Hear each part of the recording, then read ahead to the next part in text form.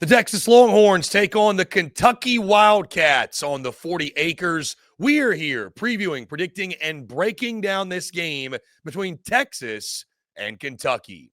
Hello, everyone. I'm Chris Phillips. He's Cole Thompson. Appreciate each and every single one of you tuning in. Make sure you like, subscribe, turn notifications. Check us out via podcast, wherever you get your podcasts. You can also find us across all social media platforms, as well as our website, SECUnfiltered.com.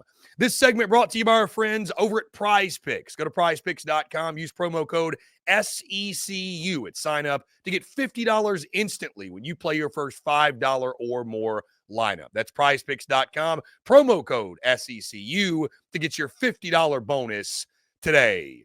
The Texas Longhorns return home to take on the Kentucky Wildcats in the final home game on the 40 acres for Steve Sarkisian and Hook'em. We are here previewing, predicting, and breaking down this game. I am Chris Phillips, and helping me do so once again, my good friend Cole Thompson joins me here on the airwave. Cole, what's going on? Appreciate you taking the time and excited to break down this game with you. Just stay the course. Just stay the course. Don't start thinking about playoff. Don't start thinking about Lone Star Showdown. Just think about Kentucky. I'm begging you. I'm begging Texas. I'm begging for the SEC to get a 50th representative in the college football playoff. Just think about Kentucky. Just think about that, Chris. That's all I'm asking for in this game. Not much else. Just think about Kentucky. The second to last weekend, Cole, of the season, virtually every single season, is the don't look ahead weekend for a lot of teams out there. And certainly it's been a long time, I think over a decade or right at a decade, that Texas has had the Aggies looming on the schedule. I even saw some Texas folks on the timeline on social media, not going back and forth at one another, but at least talking about, should we be looking ahead? We as fans, can we look ahead? But to your point, Cole, there's no such thing as an easy weekend in the SEC. And, of course, Kentucky's going to come in upstart. Their bowl hopes are hanging on by a thread. They're coming off a victory over Murray State. More on them in a second. But, again, if you're Texas, to your point, at home, no looking ahead this week. Take care of your business. Another opportunity to pad your resume and build. Also, by the way, this is called the SEC Unfiltered Tour Game of the Weekend, brought to you by our friends over at Prize Picks. For just the second time all time, Cole, in my lifetime, I'll be making a trip to the Lone Star State. The first time was this summer when I went to Dallas for SEC Media Days. And, of course, this will be my first ever trip to Austin, Texas, and the 40 acres.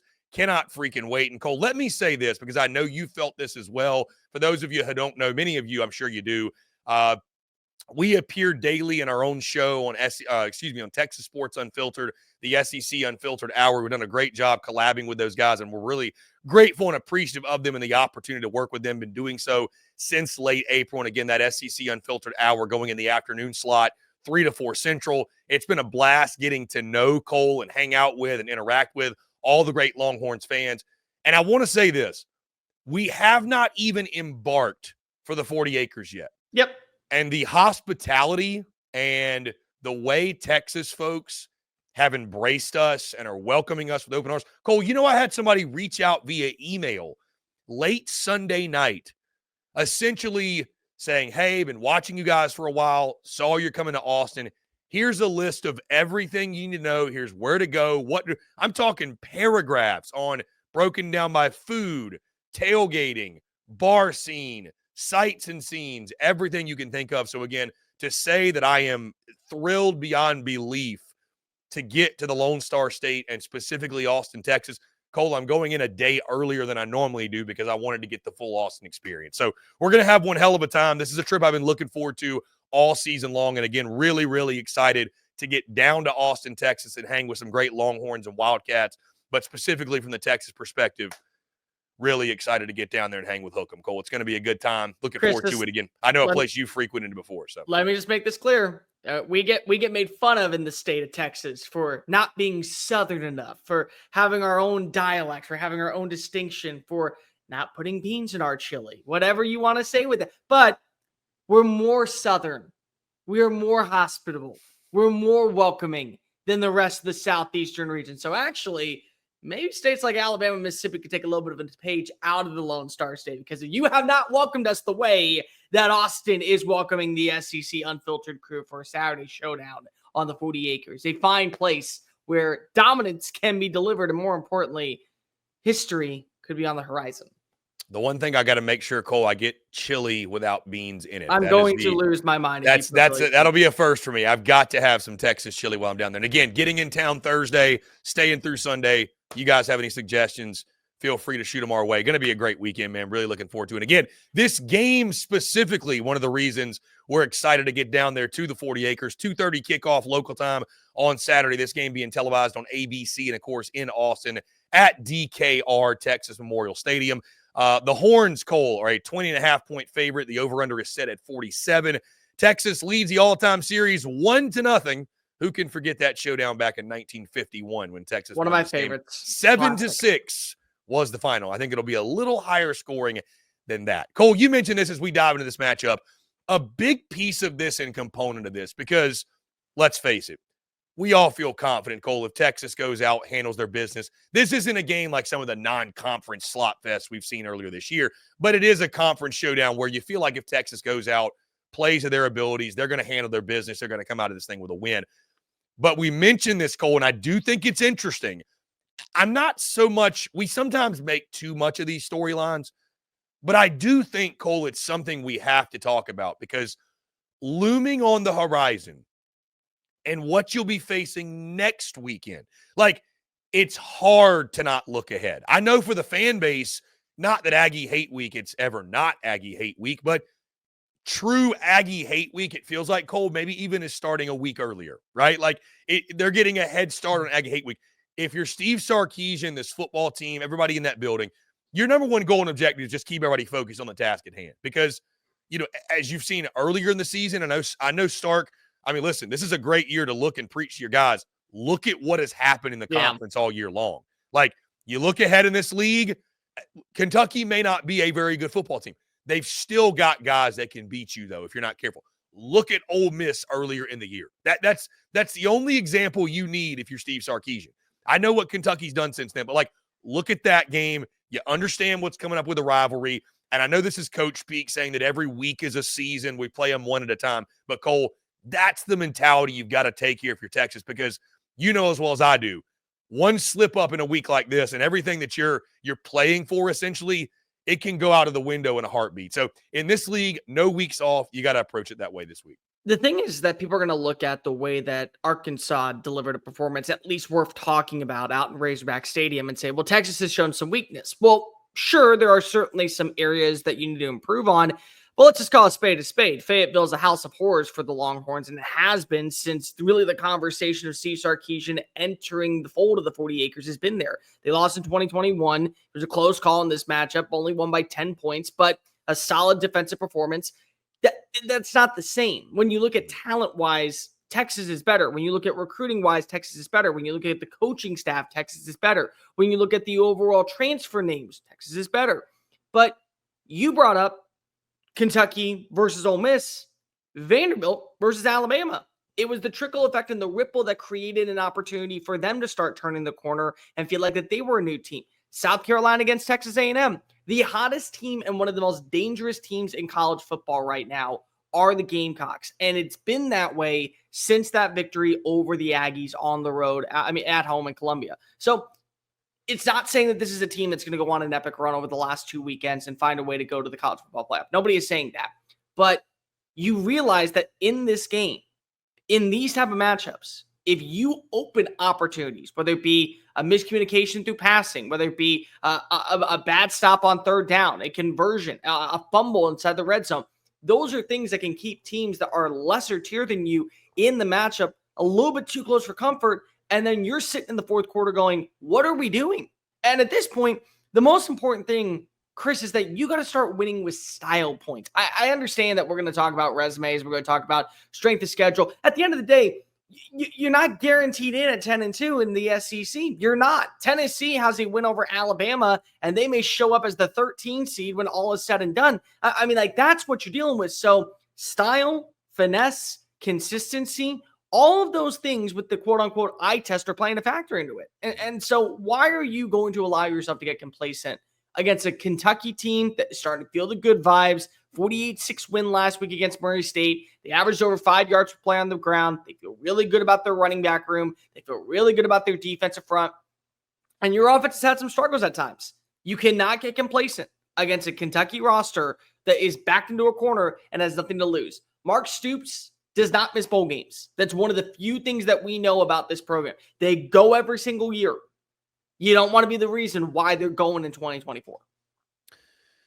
To your point, Cole, you mentioned Mark Stoops, and one of the trademarks of his Kentucky program has been high-level defense. And I do wonder, Texas against Arkansas, give T. Will and the Razorbacks a lot of credit, thought they had a good plan. But, talking to Texas folks and watching them, you can certainly sense the frustration that you've seen flashes, right? Just a few weeks ago against Florida, we saw Texas just do whatever they wanted, up 35-0 at half. And then against Arkansas, that was kind of like stuck in the mud a little bit, could just never really get going. Not like Quinn played bad or anything, but there's just been a lot of times this season where it just felt like with Texas, there's just a lot more left to be desired. Cole, Kentucky's got defensive personnel. That's the one thing that, as bad as this team has been this year, and it felt like they hadn't got back on the bus since they beat Ole Miss early in the year, and certainly the numbers reflect that. They've lost their next, 4 straight SEC games since that win. It was a brutal October for UK. But, again, they've got defensive personnel. They've got guys in the front seven that can disrupt. It's going to be a challenge, I think, for Texas's offensive line to protect Quinn Ewers, get the running game going, have some balance offensively. I think if they can do that, I go back to a few weeks ago, Cole, what I saw Nico do against that Kentucky secondary. They were actually able to hit some deep shots, and that's a Tennessee offense that they haven't been consistent either when it comes to especially stretching the field vertically. So we know Texas has the guys on the outside. They've got the big-time playmakers at wide receiver. You got a guy like Gunnar Helmet tight end. You got a quarterback in Quinn Ewers that can connect on these shots. But I think that battle in the trenches up front, like if this game's close in the fourth quarter, Cole, I think it's going to be, we're going to look and say it's because, wow, Kentucky's defensive front, their front seven, is just whipping Texas at the point of attack. Kind of like, Cole, what we saw when Texas and Vandy squared off. I think that was one of the big reasons that game was close, is because they seem to have trouble protecting Quinn Ewers. So, listen, I'm not saying it's going to happen. I'm just saying, Cole, you look from a personnel standpoint, they've got guys up front, UK does, guys like Deion Walker, Octavius Oxendine, Jamon Dumas-Johnson at linebacker, can give Texas some real problems if they're not careful. I think the big thing that I'm wondering is, do you have a secondary punch that's going to show up today? Because go back and look at that Ole Miss game. The first drive, it was 7-0 Rebels. And it was the perfect script of what you want to see from Jackson Dart and from Lane Kiffin's offense, where you were able to find capitalization, get the ball into your playmaker's hands, and then get Matt Jones to run it in for a 6-yard score. And then the offense just put out the window. And it was like, oh, we don't know any plays. We kind of just threw the book away. We're making things up on the fly. And they never got back to that rhythm. Even with the 4th down conversion that went for a Trey Harris touchdown, that was sheer luck and great miscommunication by the defensive coverage. Like, that's what we're talking about here. So you need to have that secondary punch. What if in this game you aren't able to get Jaden Blue and you aren't able to get Quinchavian Wisner and you aren't able to get Jarrett Gibson moving? Because that front seven is pile driving the offensive line back and taking away the rush element. Well, now I got to work with the quick tempo game. And now I got to work with what is going to benefit Quinn to be able to make sure that drives are ending in points instead of punts. The other point that's really poignant here, I know I said point a lot, so I'm just pointing that out. When you talk about this team, you know what Quinn Ewers is. Like we're in week 11 of the season. It doesn't need to be this happy song and dance. What could be, it is what it is. Quinn Ewers is a guy that's going to give you 5 or 6 deep shots per game. He's going to have those attempts. You have to capitalize. Sometimes it's on him overshooting a wide receiver like a Silas Bolden. Sometimes it's on him undershooting a receiver like Matthew Golden. Sometimes it's on a wide receiver like DeAndre Moore not bringing in an easy 6 points at the back of the end zone for a 36-yard touchdown like he did against Florida, like you saw with the 48-yard gain against Mississippi State, like Jonte Cook when he was still on the team. Dropped the pass. Those are things that when you get those deep shots, whether it be Arch, whether it be Quinn, you have to capitalize. And so for my money, that is what is going to be the key element of this game. Do you have a secondary punch? Do you have the ability to go to your backup plan? Do you have the ability to capitalize on all of those deep shots whenever the opportunity arises? And if so, this should be in favor of Texas. But that defensive line is going to put a lot of pressure on a team like the Longhorns that showed weaknesses on the offensive line last week.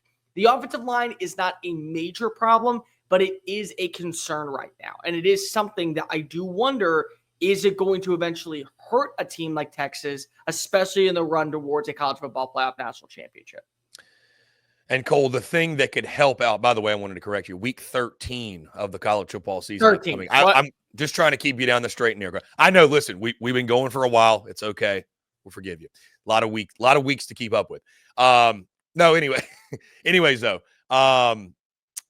thing that could help Texas's offense, their defense, right? What we saw against Arkansas, they were dominant. I really feel like, and they've been really good all year, but that performance last weekend, I thought, Texas, I think you got to start talking about them. And if you're not already, you probably should be, but talking about them as one of the elite defenses, Cole, in the league. And I think something that could help break the Kentucky defense is their own defense. And Kentucky's had their struggles offensively. That's been the problem with this football team. And again, we mentioned their defensive personnel. The offensive personnel is what's really lacking. Now, you mentioned the running back room. They did get Chip Trayanum back. He was featured in that game against Murray State. What's Kentucky doing at quarterback, though, is my question. Brock Vandagriff played last week. Cutter Boley is a freshman they played. Gavin Wimsett's a guy we've seen play a lot. Did not play last week, though. Are they rotating quarterbacks? I know going into last week, I was actually talking to some Kentucky guys, and that, the rotation at the quarterback position, that was a big question they had because they've got playmakers on the outside, Cole. I mean, Dane Key, Barion Brown, those are the two top guys. We talk about Jordan Dingle at the tight end spot. Jamori Macklin's another one. You like him as a playmaker as well. But the question all year has just been, do they have consistent enough play from the quarterback position? Is Brock Vandagriff able to use his legs? I like Texas's defense, Cole, in this spot. And again, I think that can be a thing that, while early on there may be some tense moments, Kentucky's defense gives some fits. But I think if Texas's defense does what I think they can do against what's really been a futile Kentucky offense all season, I think they could set up some really advantageous spots and give Texas an opportunity to, again, almost kind of break the spirit. Like when your offense is struggling as badly as Kentucky's has all year, can really break the spirit of your football team and thus break your defense as well and really set up some big opportunities for you. When I go back and I watch that Arkansas game, and I've seen it now twice, the thing that really stands out to me is how mature Texas's defense is in not making self-inflicted mistakes. They do a great job of putting themselves in prime position to always capitalize and be talked about in a positive light versus a negative one. I brought up the Michael Taft, Taft fumble recovery. So many players want to be the guy to make that highlight play and eventually find their way into the end zone and say it was a stupid score. Taft realizes if I get the ball back, I'm going to allow my offense to have an opportunity to run down this clock and win the football game. That is as beneficial as trying to get 6 points.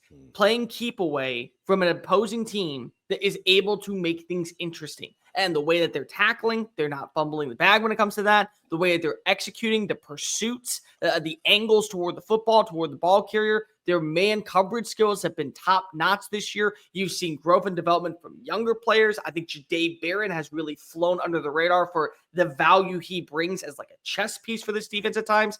And you're watching as guys who at the beginning of the year really weren't comfortable with their roles are starting to figure out who they are. And that's what makes you a dangerous team down the stretch when you understand I am a third down pass rusher. My job is to get to the quarterback and leave no doubt. I am great in run support. My job is to win my one-on-one battle at the line of scrimmage, so that way I'm able to meet the running back in the backfield for a loss of 2 rather than a gain of 2. And that's what you're seeing from this Texas squad right now. The slow, constricting, boa constrictor-like attitude of we're going to suffocate you into making multiple mistakes, into putting yourself in harm's way, to where at the end of the day, we just get a happy meal out of this. And on the menu is Wildcat this weekend. That's what we're seeing from this Texas defense. That's going to be, I think, a big factor. Now, again, much like we have seen in years past with any team in the NFL or college football, when you create those turnovers, you have to be able to walk away with the net positive. You have to be able to walk away with points. So if you get a Brock Vandagriff interception, you at least got to take away 3 for a Bud Auburn field goal. When you get a forced fumble on Demisimu Karangbe, you have to walk away with a Matthew Golden touchdown because the defense can't give you 5 takeaways and then you give up 4. That is what is allowing teams to hang around a little bit too close for comfort. But again, this is a very mature defense. This is a very veteran defense. This is a defense that knows what it's doing and knows where its strengths and weaknesses are. I think that's going to play a major factor into them, not just in this game, but moving forward into the rest of the season and potentially a spot in the Atlanta for the SEC championship. And yeah, Cole, you mentioned Texas's defense, and I think one of the overarching themes of this game, and of course, starting fast is always a key for every team, but it definitely feels like, Cole, with Kentucky, their limitations on offense, if you're able to jump out to a lead, you're going to put them in a position that they really don't want to be in. I think Kentucky wants this game to be something like 17-14 going late third quarter. They want it to be lower scoring, right? So if you're able to jump out, offense humming early, maybe you hit an Isaiah Bond or a Golden or a Silas Bolden, maybe one of your favorite players down there for a big score. If you're able to put the pressure on them, I think that's, again, going to put them in some really difficult spots because Kentucky's offense just is not built. If you've seen any of the Cats this year, they are just not built, especially to play from behind and get in any sort of shootout. Cole, before we lock in our predictions here, you mentioned this, and I want to echo it because I do think it matters. Style points. Like, we're at that point in the season, man. Like, like, here's the thing. I'm not saying if you go out and get a hard fall, like the Arkansas win, for example. Now, that dynamic, Cole, to me was different. Rivalry game on the road. I always say there's no such thing as a bad road win in the SEC. I said it after the Vanderbilt game. I'll say it after the Arkansas game. Stands true. No such thing as a bad road win, especially in an environment like that, rivalry. Arkansas, not a bad football team. That being said, Cole, you and I have talked about, and we've talked about here, it feels like the last few weeks, at least in my opinion, and here's the thing, I can say this because I'm not in the locker room and not in the building. I can kind of look ahead a little bit. These games are about building momentum to what's going to take place next weekend at Kyle Field. Let's just face it. It is. And I do think we are getting to a place, Cole, where the playoff chatter's heating up as you would expect, and the resume talks are heating up as you would expect. And I know Texas fans are getting really irked and really annoyed with all the attacking of their schedule that's happening. And I get it, Cole, because they're looking around saying, wait a minute. We were told for years that this conference, no such thing as an easy schedule, week in, week out, the SEC grind. And so I understand it from that perspective.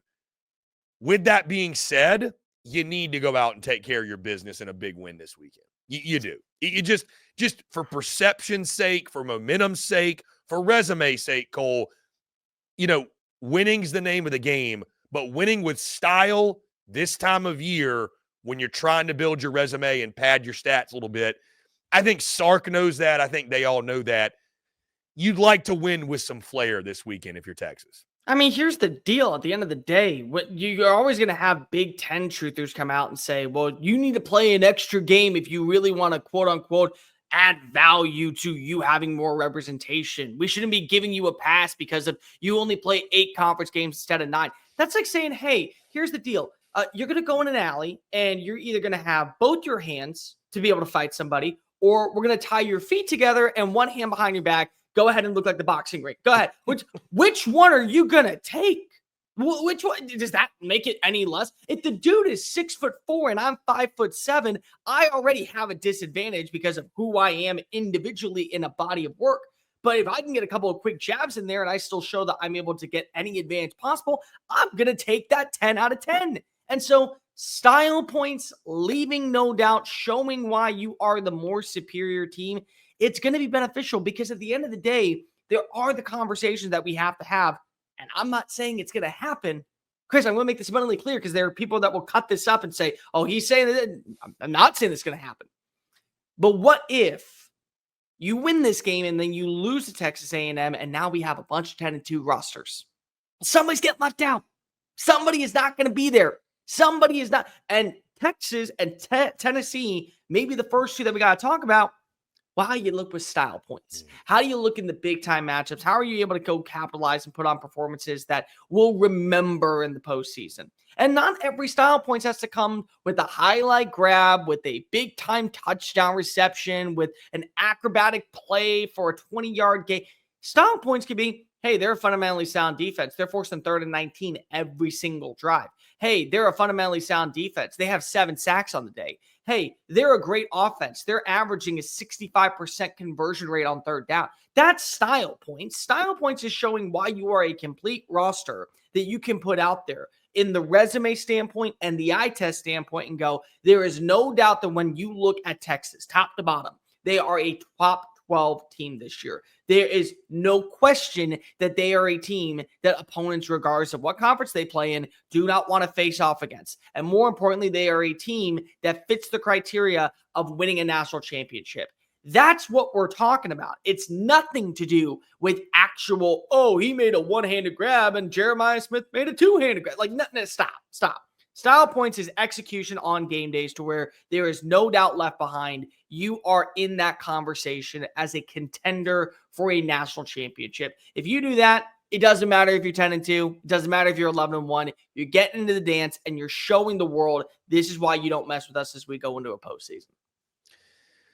Texas and Kentucky again set to do battle at DKR. Going to be a fun showdown on Saturday afternoon. Cole, I'll let you start. Let's lock in some predictions, lock in some picks. Who comes out on top between the Longhorns and the Wildcats? I still feel like, again, any given Saturday, if you've learned anything from Vanderbilt versus Vanderbilt versus Mizzou, if you learn anything from South Carolina versus Texas A&M, from LSU versus Ole Miss, from Kentucky versus Ole Miss, it doesn't always say that the better team wins that day. We were talking about LSU having a shot at going to the college football playoff at 9-3 because if they could get to the SEC championship game, and they laid a goose egg on the road in Gainesville. So that just shows you that you can't get complacent or start looking ahead or start thinking of other scenarios on how this could occur to where you guarantee your spot.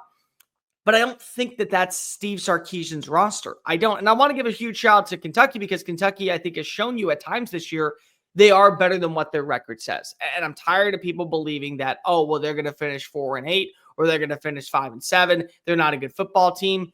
To the standard of Mark Stoops and what he has established, they certainly aren't a good football team. But that doesn't mean that they're a bad football team. They were a play away from beating Georgia. They beat Ole Miss on the road. They made some big-time strides, and they nearly pulled off 2 more upsets. I mean, like there's a reason that we talk about Kentucky as it's an underwhelming team because of what we have seen the potential to be. But potential only comes if you allow an opponent to get complacent. I don't think that that's the case for Texas.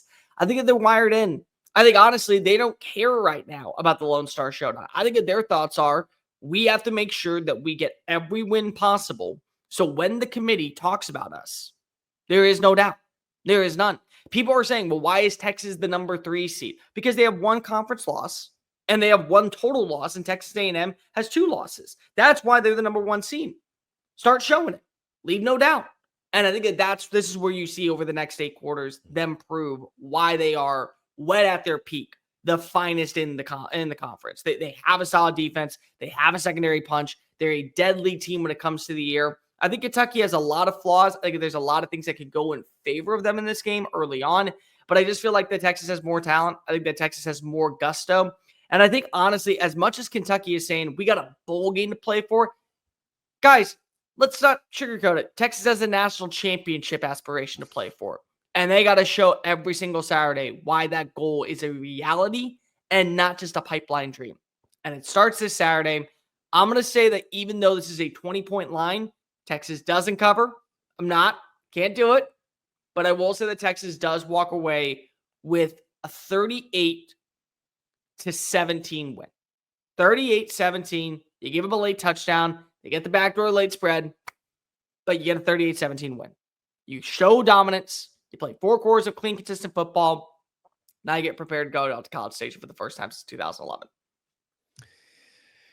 First trip to the 40 acres, Cole, for yours truly. Going to be one hell of a time. I think you made a lot of great points in this game. And to your point, again, there are no weeks off in the SEC. I think nobody should be looking ahead. Granted, as fans, you can do whatever you want. I know Steve Sarkisian and the guys in this building, they're not looking past this game. And again, look at this season and the wackiness it's presented to us in case you need reason of why that would be a bad idea. We talk so much about the Texas offense, Cole, and Quinn Ewers, and that's the fun, sexy thing to discuss. What they're doing defensively, I think, needs a lot more credit and a lot more attention than it's getting. Again, Kentucky defensively has also got their own personnel. I think Deion Walker, Octavius Oxendine, Jamon Dumas-Johnson, even Maxwell Harrison at corner, guys I mentioned previously that I think could give Texas some fits at least early. I think this is kind of a back-and-forth rock fight, Cole, early on. Wouldn't be surprised if this is a lower-scoring game in the first half. I do think Texas their defense is going to put them in some really advantageous positions as this game wears on. I expect the Texas defense to make some big plays, give their offense some short fields, maybe sort of carry the load a little bit while Texas offensively gets going. And again, I don't think that's going to be because, Quinn's playing bad, the O-line. I think Kentucky's got some defensive personnel that could keep this thing closer and lower scoring in the first half. But Texas, I think, is going to pull away. I think they're going to hit some big shots down the field goal. I think Texas also understands the assignment from the standpoint, again, they need to win with some flair. They need to win with some excitement. I think coming back home as well, last one in front of the home faithful, at least in the regular season, for 2024, I think is going to be a big boost as well. And again, could be the last one in front of the home faithful for the entire season if Texas ends up going on, wins the SEC title, gets that first round bye, et cetera. We're looking way too far ahead.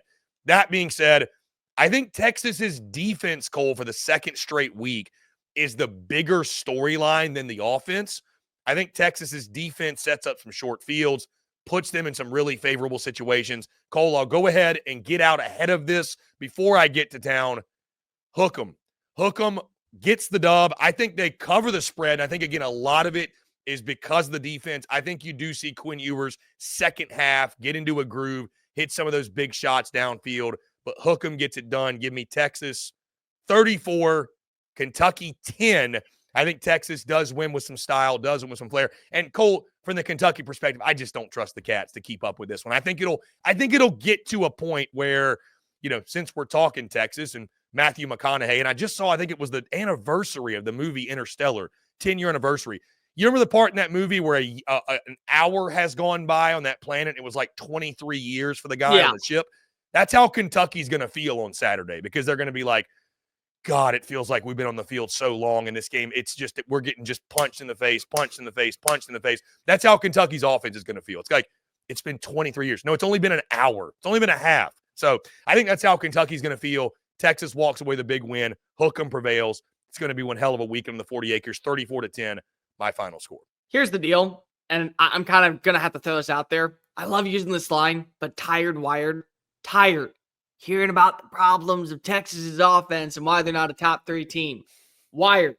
Are you watching the same defense I am? That's a national championship caliber. They're going to show you once again on Saturday down in the 40 acres. So, guys, what do you think? Do you agree with us? Do you disagree? How do you see this thing playing out when Texas and Kentucky do battle? Guys, that's going to do all for us. Appreciate each and every single one of you tuning in. Again, make sure you like, subscribe, turn notifications. Check us out via podcast, where you get your podcast. You can also find us across all social media platforms, as well as our website, SECUnfiltered.com. For Cole Thompson, I'm Chris Phillips. Appreciate each and every single one of you tuning in, and we will catch you on the other side.